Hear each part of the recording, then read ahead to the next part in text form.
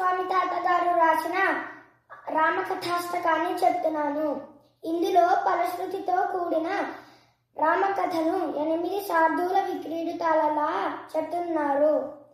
కౌసల్యావర గర్భవారిది విధం సౌజన్య రత్నాకరం ఆకర్ణాయత పుండరీక నయనం ఆనంద సంధాయకం రక్షసంచయ నాశనోదితతనం గీర్వాణ సంపోషణం ఆర్తత్రాణ పరాయణం శరణదం శ్రీరామచంద్రం భజే.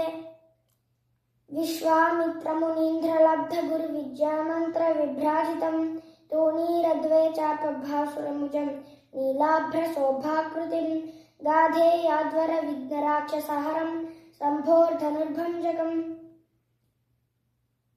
భూపుత్రీగల సూత్ర శోభితకరం శ్రీరామచంద్రం భజే.